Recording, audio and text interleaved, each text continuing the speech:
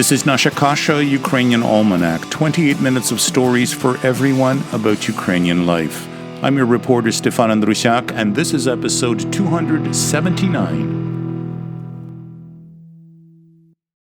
September 30th, 2021 marked the first National Day of Truth and Reconciliation in Canada. It is our newest statutory holiday, and it honors the lost children and survivors of residential schools, their First Nations families, and their communities. Truth matters. That's why today's program gathers from past episodes of Nasha Kasha to walk a mile in someone else's shoes. Later in the show, you'll hear a segment recorded this year in August, but first we begin with a portion recorded in 2019 in the month of November. The place, Ottawa. The occasion, the Triennial Conference of the Ukrainian Canadian Congress. The speaker, the then National Chief of the Assembly of First Nations, Perry Bellegarde.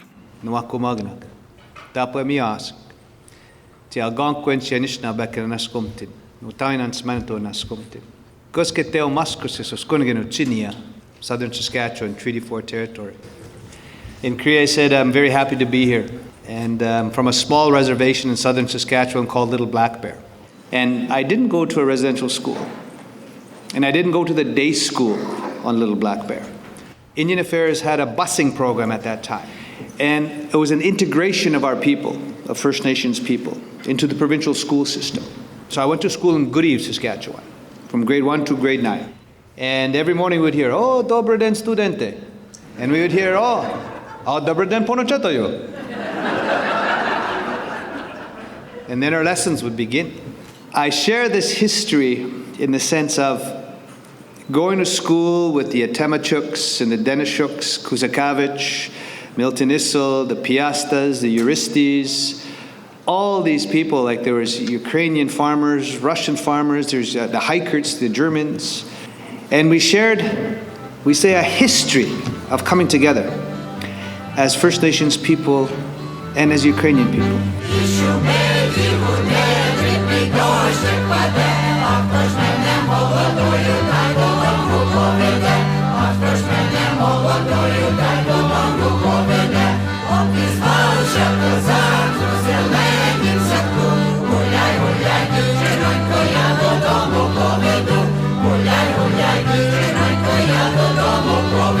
І шумить і гуде, the Prince Albert Veselka Ukrainian Choir. When you think back to the history, the starvation that your people endured in the 1930s, the genocide, how similar is that to our people? The First Nations people were starved with the killing of the buffalo in the prairies.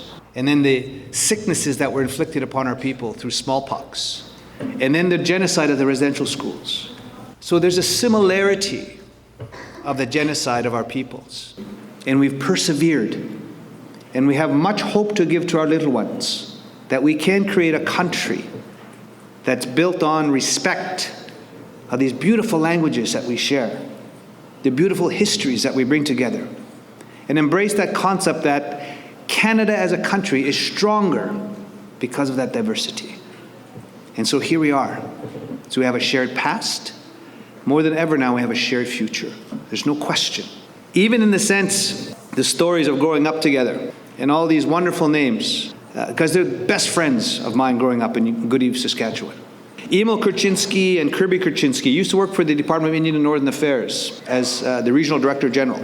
Well, their great-grandfather said it this way, that if it wasn't for the First Nations people, their people would not have survived.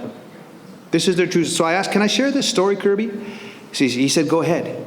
His great-grandpa and his great-grandma, they were on the prairies, but there was not a lot of housing and everything else. They come in to settle and farm. So they had sod huts, but before the winter came, they were living basically in a hole with a buggy board over them. And they were hungry. So it was First Nations people that brought in food, venison, and everything else. And they helped them survive. So when they were the RDG for Indian Affairs, the Regional Director General, we got tons of support. Tons of support. Because we wouldn't be here as Kurczynskis if it was not for First Nations people. And so I share that story about how we have a shared past and a shared future, because even when I was a young boy growing up, how we trade with the local farmers, because we never had cattle, but they did. So we'd go trade for cream, fresh cream. Oh, that was good over porridge. Fresh cream, trade for deer meat. Everybody got along. Everybody worked together because we survived together. You look at it across Canada, and there's 634 First Nations across Canada. And we're about, I noticed your statistics, about 1.3, 1.4 million people. Same with us. There's 203 First Nations in British Columbia, reservations. In Alberta, there's 47. In Saskatchewan, there's 74. And Little Black Bear is one of those 74. In Manitoba, there's 66. In Ontario, there's 134. In La Belle Province de Quebec, there's 47. There's 13 in Nova Scotia. There's 15 in New Brunswick. 2 in Prince Edward Island. 2 in Newfoundland. There's 14 in the Yukon. And there's 28 in the Northwest Territories. 634 First Nations. But over 60 different nations and languages. All distinct, all unique. And so there's diversity. So even amongst our people, there's diversity. So we're about 1.4 million people. And when we use that word genocide, we don't use it lightly. Because again, the starvation, the residential schools was a genocide of our people. There's no question. But you know what? I say we learn from the past. Even that thing called the Indian Act in 1876 was put in place. It's a federal piece of legislation. You weren't allowed to leave the reserve without a permit until 1951. If we were farmers, we couldn't sell our grain without a permit. Couldn't cut down trees to sell pickets without a permit. Weren't allowed to a lawyer without a permit in 1951.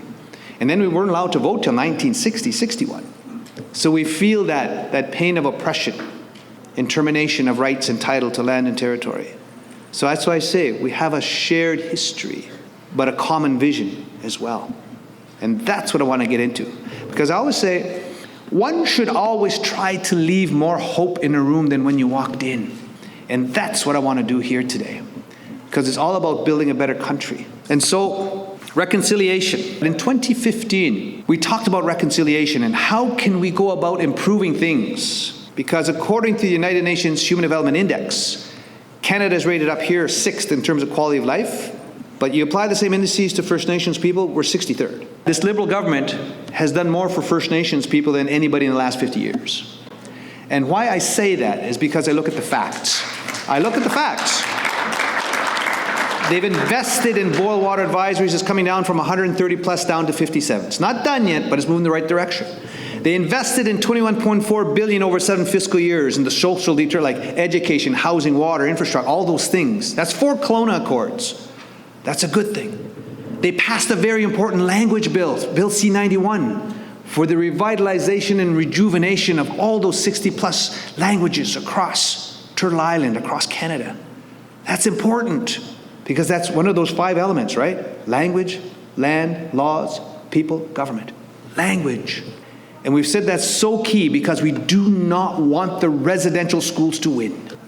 And they also passed Bill C-92. The effects of the residential schools because of the genocide, the breakdown of identity, the breakdown of self, the breakdown of community, the breakdown of family. There's so much alcohol and drug abuse amongst our people, which results in a lot of our little ones being taken away into care. There's 40,000 First Nation children in foster care in the provinces. We need to fix that. Bill C-92. And so it's moving in the right way, but we're not done yet. So the theme I always say is maintain momentum. Yaradi, skazate, sashomi, bachimo, kroki, opravilnomu, napriamko.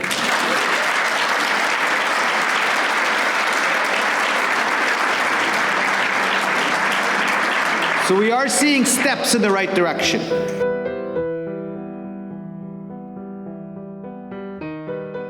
And so, priorities going forward. Number one issue for all of us. Not only in Canada, but throughout the world. It's climate change. And we can see what's going on in the world. The big winds, the fires, the floods, the storms. The animals are doing different things. In Korean we say, we don't care if you're black, yellow, pink, or brown, or red. We're the 2-legged tribe. We give thanks and acknowledge Mother Earth. Our mother, we all come from Mother Earth. And then we say those 4 grandmother spirits, Nokomoak, grandmothers, look after the water. Rainwater, fresh water, salt water. And then when life comes, what happens? water breaks. So we're all related. We're the two-leggeds. So what are we leaving for our children and grandchildren and those yet unborn, we say? So that's why we say climate change, climate destruction was the number one issue and priority. Then we talked about restorative justice, because something is wrong in a system where we're 5% of the population, but 30, 40, some cases 50% of the jails are full. And so what do we look at? First Nations law, Creators law, in addition to common law and civil law. We want to start looking at that. And then we said, here's where we need your help. The UN Declaration on the Rights of Indigenous Peoples is a roadmap to reconciliation. So we need to see that federal legislation come into being. I also want to say 2019 is the year of the Indigenous peoples' languages of the world. And that's where I need your help. Because I've said our languages in Canada are Canada's national treasures. They're not spoken anywhere else. We don't have a country called Cree, our Nakota, our Mi'kmaq, our Algonquin, our Hul'qumi'num, Gitxsan, our Wet'suwet'en, our Dene. It's here. And so we have to do all we can to bring them back. So 1 year internationally, sure. It's a year of Indigenous languages. We want to lobby for that decade. And that's where we need to help each other. Because I heard earlier talk about how even Ukrainian's not strongly spoken as it used to be 30, 40 years ago. It used to be the number one language, right? Now it's kind of going down. But you can bring it back. You can bring it back. So my friends, my relatives, again, we have a shared past. But more importantly, we've got a shared future together. We are the two-legged tribe. And if you embrace that worldview, you can see we're all in it together. Not only in Canada, but throughout the world. Even in Ukraine. We have to work together to provide that hope for our children and grandchildren. And so I'm very honored to be here. I thank you for listening to my words. I say, Dyaku and Slavia Ukraini. Earlier in the program, you heard the selection See a Shooting Star, composed and performed by Evan Wish. And right now, you're listening to Anishinaabe singer-composer Ansley Simpson. The song is called A Mixture of Frailties. Wheel off the warning labels, where this mixture of frailties show our skin from under callous. Feel everything between us. Carry with me the oldest of boxes to the newest beginnings over continents and prairies and rivers.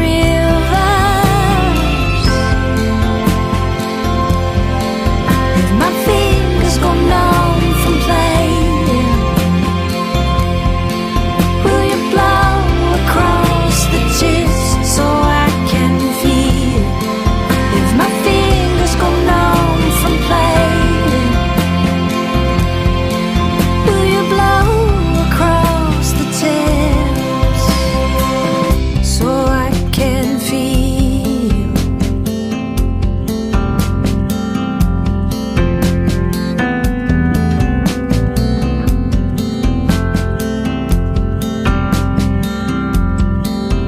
Break away the rusted armor. Ottawa is situated on the south bank of the Ottawa River, across from Gatineau, Quebec. It is here that the Ottawa, the Gatineau, and the Rideau rivers meet. On her tour boat, which is called the Paula D., Gabriella Robinson is drawing attention to the historic buildings that stand on a cliff high above the Ottawa River. So, from the river we can see the east, the center, and the west. There are 4 Gothic Revival-style buildings grouped on landscaped grounds. These are Canada's Parliament buildings. They are the real and the symbolic centre of Canadian government. All Canadian legislation is debated, voted, affirmed, and passed into law right Dès here. la rivière, nous pouvons voir les blocs de l'est, de l'ouest et du centre. On the other side of these buildings stands the Centennial Flame. It was first lit to mark Canada's centennial year on January 1st, 1967. The flame is surrounded by a fountain, whose ledge contains the shields of Canada's provinces and territories. Because the fire burns above the water, the fountain does not freeze, not even in the middle of winter.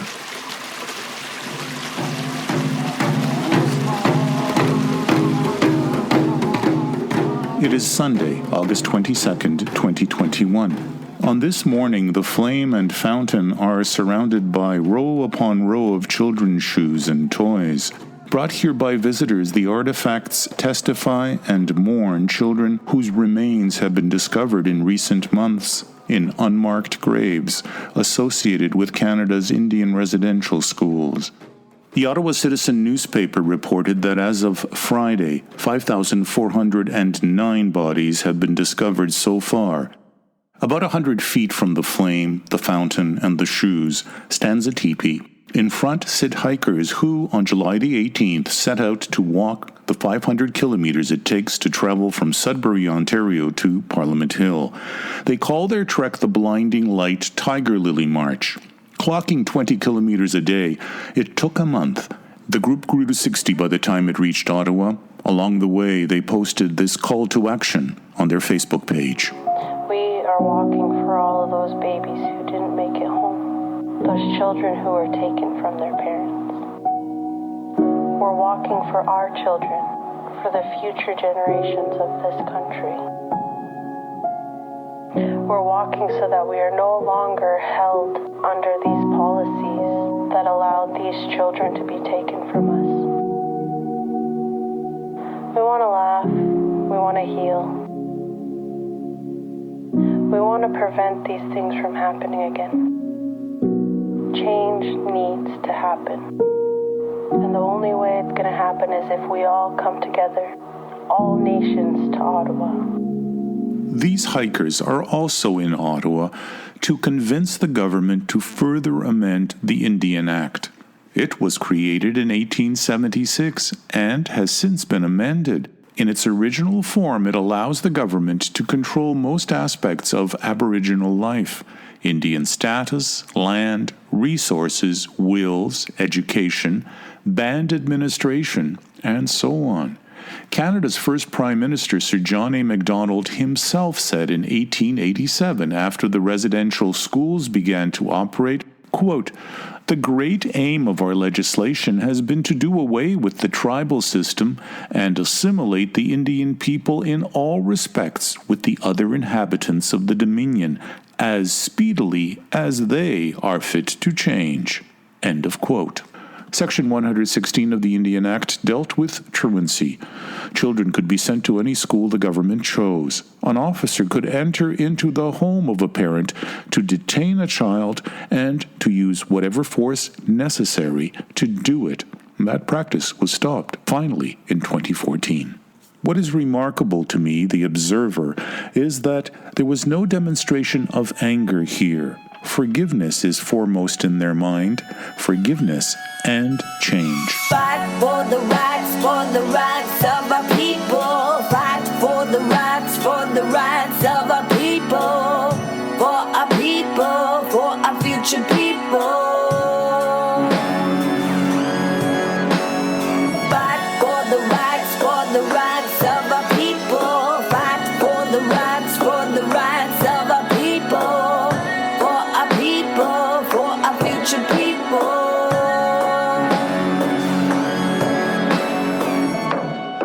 Inuk singer-songwriter Kelly Fraser and Fight for Our Rights.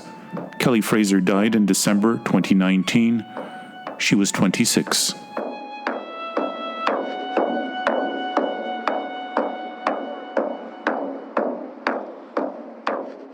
Hello, my name is Candace Black. Born and raised in Valley View, Alberta. So I was raised around the Sturgeon Lake Cree Nation of Alberta. I live in Chippewa Prairie First Nation in Janvier. Tell me about your ancestors. Can you just give me a little brief history of them and your parents and how you found yourself in this world? I found myself as a lost person. I was finding myself working to make ends meet as a very young mom. I became a mom when I was 16 years old, and my elders kept telling me that you're strong, but you're using your strength in the wrong direction.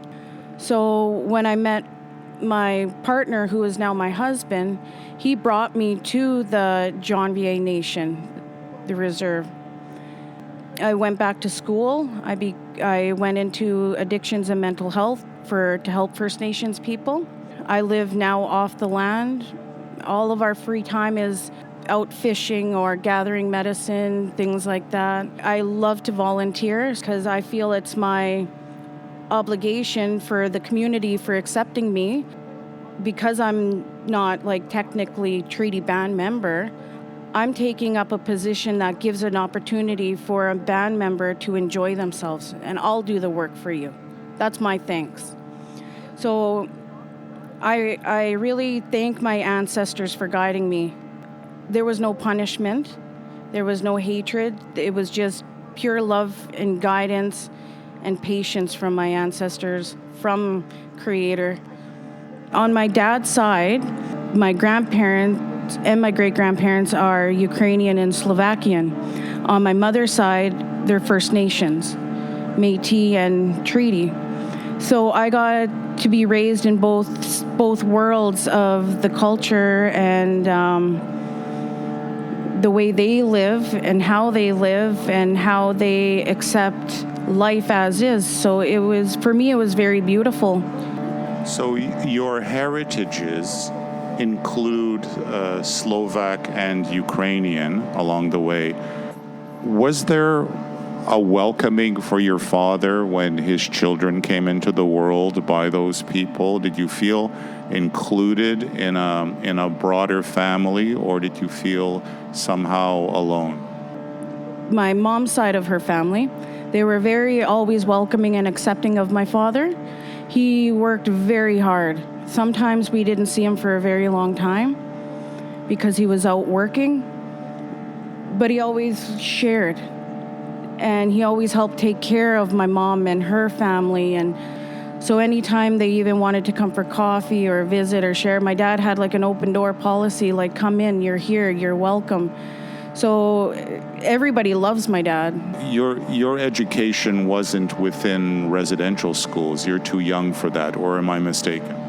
I'm a generation that didn't have to go through the residential school. The community I live in and the nations that I do, I did the walk for, and I have my passion for, and I dedicate my life to, they have. I'm young enough to have their ear, their heart, carry their pain. And that is why I did this walk. You talked about changing the Indian Act. Nothing in that act is suitable to meet the needs of every Indian in Canada. The government needs to bring all chiefs, all knowledge keepers, bring them all together, and we create that Indian Act together as one. There are some 120 nations across the country. That's a massive undertaking. These buildings are big enough to hold that, to allow that to happen. I came here expecting some anger on the part of the people who've collected here.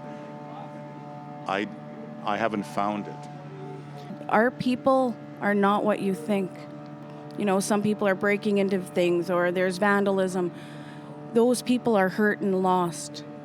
They just need to share their story. They need to be heard. They need a hug. They need to be listened to. So we've been here for how many days? We walked in with peace. We don't want to fight. That's not who our people are. We want to heal. But healing also begins when forgiveness is there. Everybody forgives. We can't change the past. Once we forgive, we start to heal, is when we're going to have a better future. From one province to another, everybody in Canada deserves that peace. This is composer-performer Evan Wish with Forget Me Not Blue.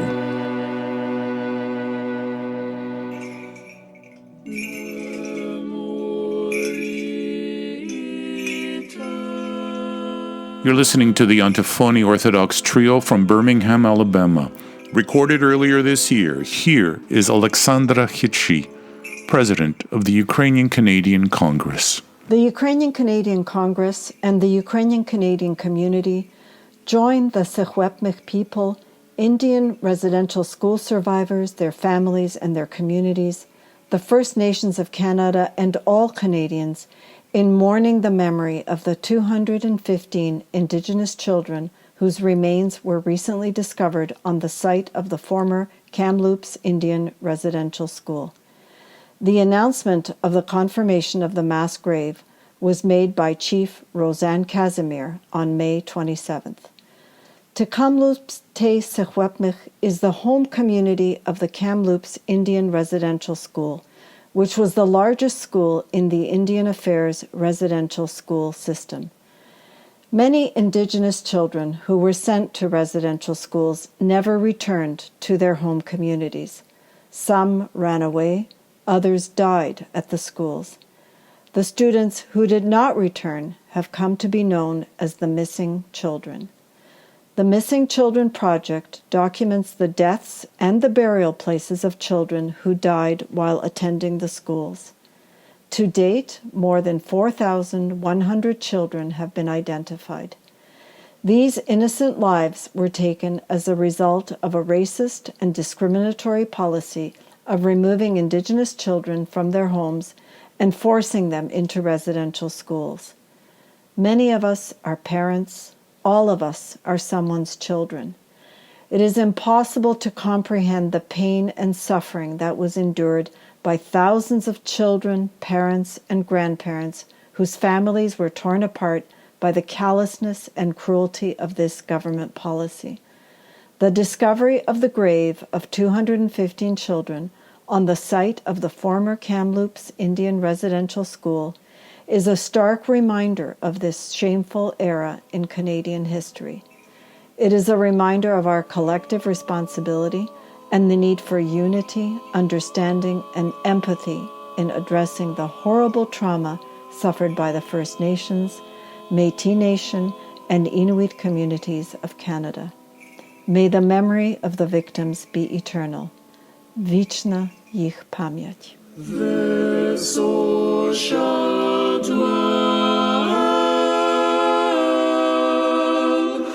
We